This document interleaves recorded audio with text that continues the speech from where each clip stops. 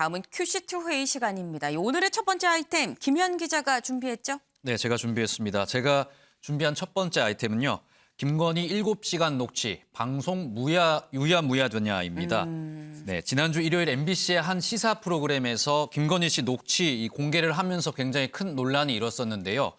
원래는 이번 주 일요일에 추가 보도가 예정이 됐었는데 네. 갑자기 MBC 측에서 이 방송을 취소를 하는 결정을 내렸습니다. 맞아요. 이 프로그램 측이 내건 이유는 이 사회적 파장이 크다 보니까 이 후속 취재를 진행했는데 그 방송 분량과 취재 소요 시간 등을 검토한 결과 이번 주는 관련 방송을 하지 않기로 결정했다. 이렇게 또 발표를 했고요. 네. 이후에 이 다른 추가적인 내용들은 해당 프로그램이 아니라 뉴스 채널을 통해서 취재를 진행하겠다 밝혔는데 저희 프레스룸도 MBC 측에 문의를 해봤거든요. 네. 일단은 이 발표한 내용 이외에는 더 드릴 말씀은 없다 이렇게 이야기를 했고요. 굉장히 이 곤혹스러워하는 모습을 좀 감추지는 못하는 상황이었는데 네. 김건희 씨 측은 이 방송 지금 MBC 측을 상대로 사실은 방송 금지 신청을 오늘 했었습니다. 네. 오늘 이 신문 길이었는데 MBC가 이 방송 자체를 취소를 하면서 이 방송 가처분 금지 신청도 자동적으로 취소가 네. 된 상태입니다. 그렇군요. 아니 김현 기자가 다시 추가적으로 좀 MBC 쪽에 입장을 문의했음에도 불구하고 우리가 냈었던 그 입장이 뭐 똑같다. 그냥 그렇게 받아들여 달라. 지금 이렇게 얘기를 했다는 거 아니에요? 네, 그렇습니다. 근데 그 내용이 취재 소요 시간, 방송 분량 등 여러 조건을 검토한 결과 안 하는 게 맞다고 생각을 했다라는 건데 은영미 위원님.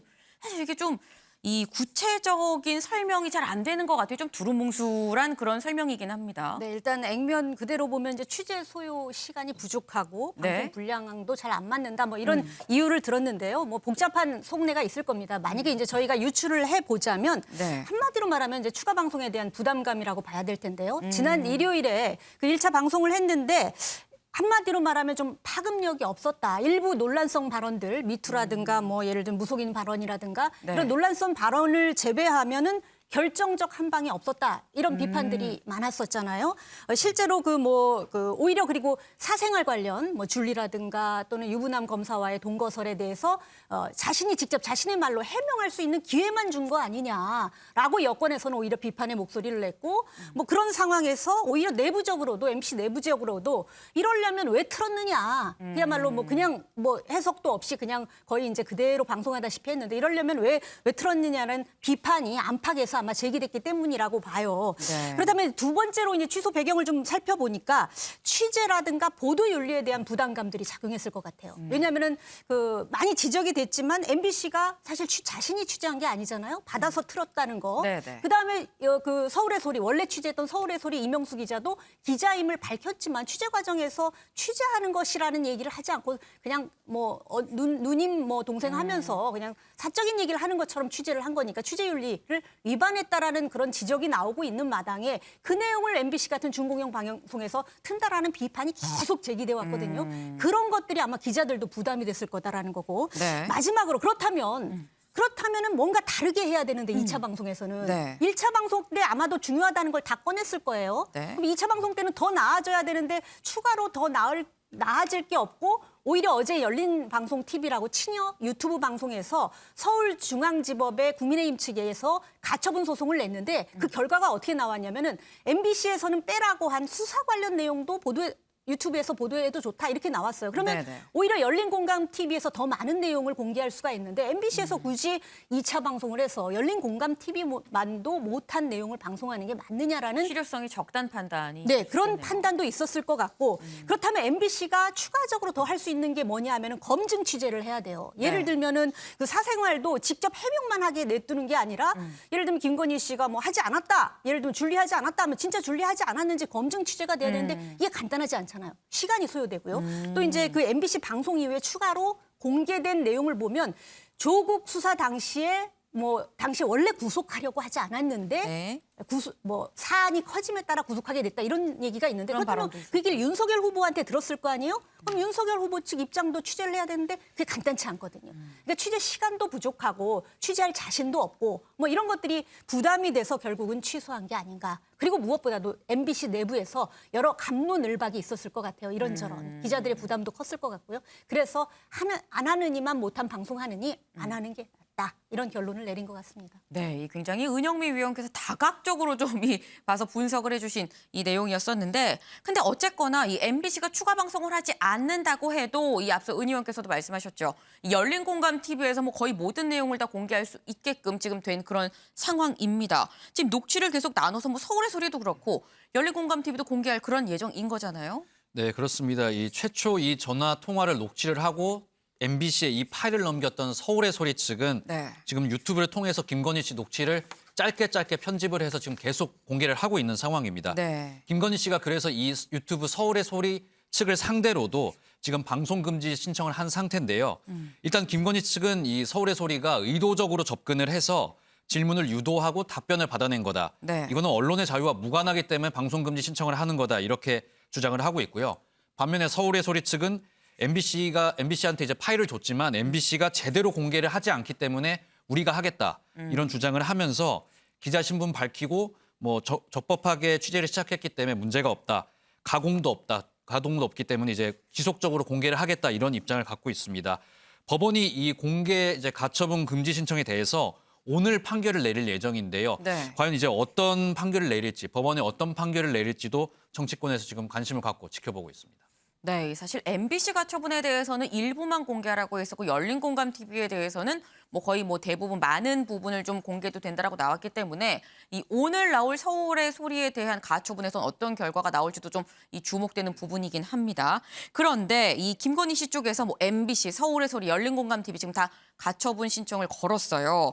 하지만 그럼에도 불구하고 이런저런 루트로 해서 지금 계속 이 관련 발언 내용이 녹취 내용이 좀 흘러나오고 있는 그런 상황입니다. 이런 과정에서 또 다른 발언이 새롭게 공개가 되는데 이게 좀 파장이 있습니다. 네, 그렇습니다. 녹취록이 내용이 계속 공개가 되고 있기 때문에 새로운 내용이 나오고 있는데요.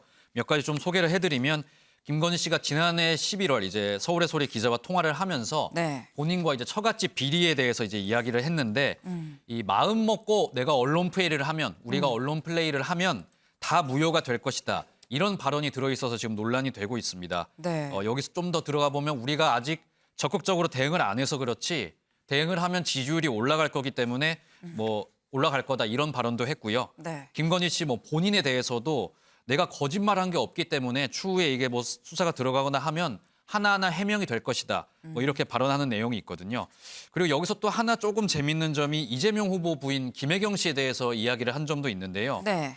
최근에 김혜경 씨가 낙상 사고를 당한 적이 있었지 않습니까? 네네. 이때 김혜경 씨가 뭐라고 얘기를 했냐면 정신을 잃고 일어나 보니까 이재명 후보가 눈물을 흘리고 있더라. 이런 이제 이야기를 했었는데 이 부분에 대해서 이게 너무 가식적이다. 내가 이재명 캠프에 있었으면 이런 내용 절대 말하지 못하게 했을 거다. 뭐 이렇게 조금 개인적인 평가를 내리면서 눈길을 끌고 있는 상황입니다. 그리고 여기서 조금 더 재밌게 하나 더 짚어볼 점이요. 네. 이 김건희 씨의 좀 치솟는 인기인데요. 저희가 예전에 소개를 좀 해드린 적이 있는데 그 건사랑이라고 하죠. 이제 김건희 씨의 팬카페가 팬카페. 생겼는데 네. 이게 200명으로 시작을 했는데 제가 방송 전에 좀 살펴보니까 네. 4만 5천 명 4만 명을 넘었네요. 회원수를 돌파를 했더라고요.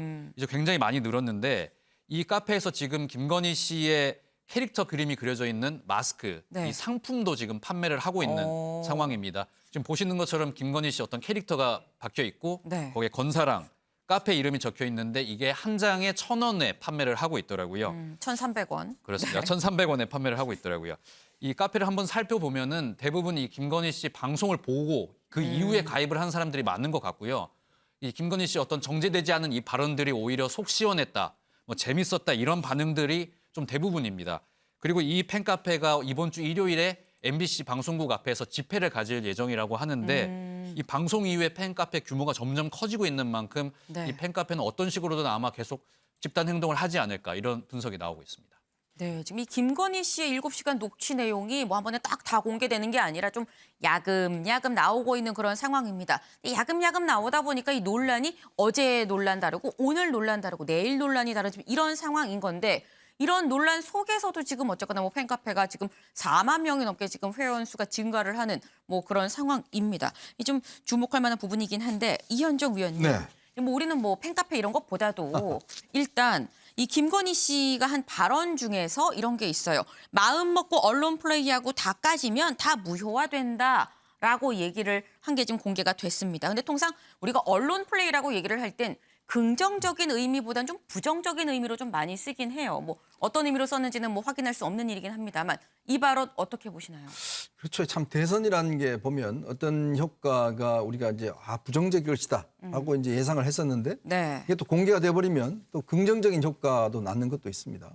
더군다나 지금 여권에서는 이제 곤혹스러운 게 뭐냐면 윤석열 후보가 노무현 대통령을 굉장히 좋아했다. 그리고 연설문을 다 외우고 있다. 뭐 이런 발언들을 굉장히 아마 그쪽에서는 신경을 쓰는 것 같더라고요. 이게 자칫하면 친문의 어떤 그 노무현 대통령에 대한 이제 향수를 불러일으킨 게 아니냐 이런 또 이야기가 있는 것이고요.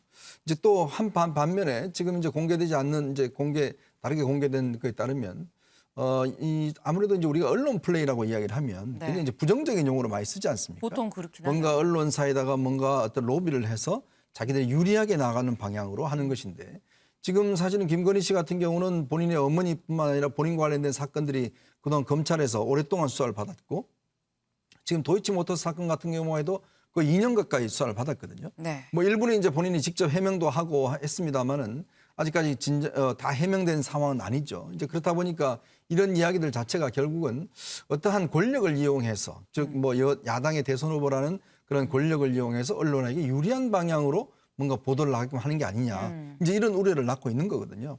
그러니까 물론 뭐 일반적으로 우리가 언론 플레이를 하면 언론사에다가 뭐 적극적으로 이제 해명하고 이야기를 해서 뭐 그런 긍정적인 또 이야기도 있을 겁니다. 근데 이제 문제는 이걸 이제 어떤 사적인 대화에서 언론 플레이하면 다 어떠면서 덮어진다라는 발언들은 굉장히 부적절한 이야기가 아닌가 싶습니다. 그렇다면 짧게 이것만 여쭤볼게요. 이번 이 언론 플레이라는 발언이 파장이 어느 정도나 좀 갈 거라고 보세요? 글쎄요, 이제 전체적으로 보면 이제 김건희 씨에 대한 이 발언에 대한 어떤 녹취록 파문은 제가 볼 때는 일단락된 게 아닌가 싶어요. 왜냐하면 일단 이미 지난번 이제 MBC 보도와 그다음에 이제 각 유튜브 방송 등을 통해서 이미 이제 우리가 보통 이제 주식으로 따지면 주가에 이미 반영이 돼 있다. 아. 그리고 실제로 또 그 중에서 일부 내용들은 오히려 또 해명하는 것들, 또 역효과 나서 좀 전에 말했던 팬카페가 늘어나는 것들 이런 상황이기 때문에 이런 것들이 아마 앞으로 왜냐하면 지금 제가 알기로는 일부 언론사 같은 경우는 이제 다 입수를 해서 보더라도 그렇게 처음 같은 그런 어떤 내용들은 새로운 내용들은 많이 없을 거라고 그래요. 그렇다고 보면 아마 지금 새롭게 공개된다 하더라도 일반적으로 효과는 좀 제한적이지 않을까 좀 그렇게 봅니다. 네, 뭐 이미 주가로 표현을 하셨습니다. 이미 다 뭐 반영이 됐다, 주가에 다 반영이 됐다라고 이렇게 이 평가를 해주셨는데 이걸 좀 지켜봐야 될 부분인 것 같습니다.